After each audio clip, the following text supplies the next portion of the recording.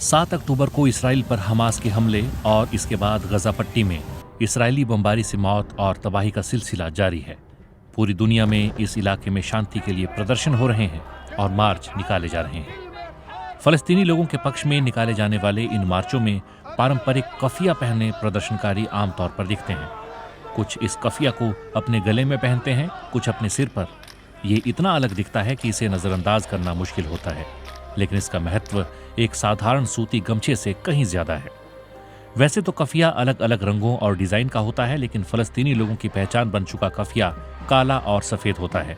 इसमें 3 पैटर्न होते हैं। जैतून की पत्तियां, ये इलाके के जैतून के पेड़ों और इसकी जमीन से जुड़ाव का प्रतिनिधित्व करती हैं। लाल रंग, ये फलस्तीनी मछुआरों और भूमध्य सागर के साथ उनके संबंध का प्रतिनिधित्व करता है।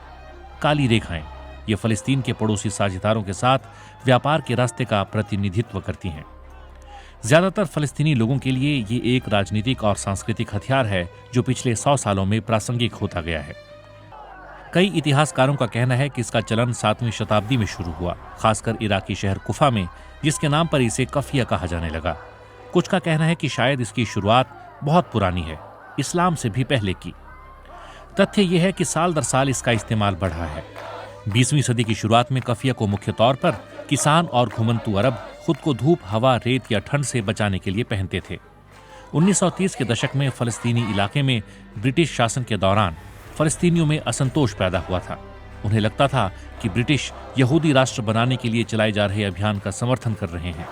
इस बीच जब यूरोप में अत्याचार बढ़ने पर यहाँ यहूदी आने लगे तो राष्ट्रवादी अरबों की ओर से विद्रोह की शुरुआत हुई।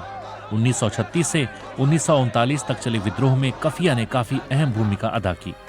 कफिया के राजनीतिक और सांस्कृतिक महत्व पर शोध करने वाली इतिहासकार और नीदरलैंड्स की एम्स्टर्डम यूनिवर्सिटी में शोधकर्ता जेन टाइनन का कहना है कि प्रतिरोध करने का सबसे अच्छा तरीका था कि पहचान जाहिर न हो, और इस तरह कफिया ब्रिटिश प्रशासन को अचंभे में डालने की रणनीति का हिस्सा बन गया।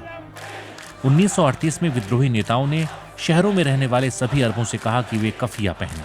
इससे लोगों को पहचानना मुश्किल हो गया और विद्रोहियों को अपनी गतिविधि में आसानी होने लगी। ब्रिटिश सैनिक बिल्कुल कंफ्यूज हो जाते थे।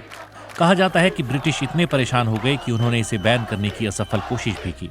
विद्रोह के बाद के सालों में फलस्तीनियों के बीच कफिया पहनने का चलन पहचान के प्रतीक के रूप में फैलना जारी रहा।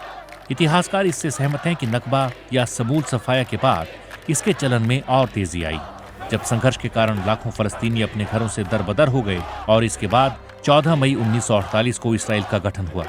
लेकिन 1960 के दशक तक कफिया अंतर्राष्ट्रीय स्तर पर लोकप्रिय नहीं हुआ था। फलस्तीनी हितों का चेहरा बन चुके यासिर अराफात के कारण कफिया व्यापक रूप से लोकप्रिय हुआ। जेन टाइनन के अनुसार वो अपने दाहिने कंधे पर इस तरह त्रिभुजाकार कफिया रखते थे कि ये 1948 के पहले वाले फलस्तीन का आकार लगे। जब इसराइल ने फलस्तीनी झंडे को प्रतिबंधित कर दिया तो कफिया और बड़ा प्रतीक बनकर उभरा। बाद के सालों में इसका महत्व बढ़ता गया, यहाँ तक कि इसे महिलाएं भी इस्तेमाल करने लगीं। कफिया अंतर्राष्ट्रीय स्तर पर धीरे धीरे एक फैशनेबल पहनावा बन गया। अंग्रेज फुटबॉल खिलाड़ी डेविड बेकहम और संगीतकार रोजर वॉटर्स भी कफिया पहने दिखे। यहाँ तक कि इस पर विवाद भी हुआ और जर्मनी जैसे देश इसे बैन कर चुके हैं।